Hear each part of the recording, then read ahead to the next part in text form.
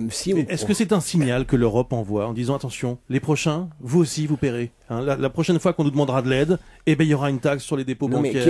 Et à chaque fois, ce sera plus violent, plus brutal. Mais il faut rembourser cette dette. Et il faut surtout éviter qu'elle grandisse. Je vous rappelle que si on ne fait pas une taxe, il faut faire une taxe sur les grands dépôts. Et donc au-dessus de 100 000 euros, il n'est pas de question.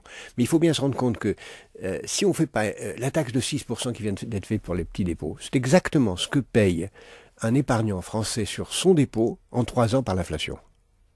Parce que vous avez une inflation de 2-3%, et si vous touchez sur un dépôt n'est pas placé avec un intérêt, vous payez cette taxe en question si scandaleuse tout le temps. Donc, d'une façon ou d'une autre, une dette doit être payée. Elle l'est par l'inflation, elle l'est par l'impôt, elle est d'une façon ou d'une autre. Donc il est très urgent de rembourser, de réduire la dette avant qu'elle ne devienne explosive, et il est très urgent de repartir dans un schéma de croissance, et il est très urgent d'échapper aux paradis fiscaux. Alors justement, comment est-ce qu'on a pu laisser se développer un paradis fiscal dans la zone euro? Je pense que c'est très important non seulement de se poser cette question, mais de se poser la question des suivants.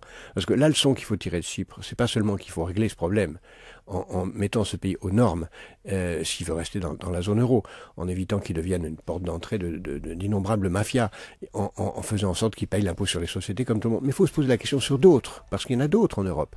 Il y a Londres, qui est une place qui n'est pas dans l'euro, mais qui est la principale place de blanchiment financier sur la planète. Il y a le Luxembourg, qui est un paradis fiscal. Il y a l'Italie qui commence, si sa situation politique continue à aller mal, à demander le même genre de réforme. Il y a donc tout un ensemble de pays qui viennent après la Chypre, qui n'est un tout petit laboratoire des problèmes que nous avons devant nous.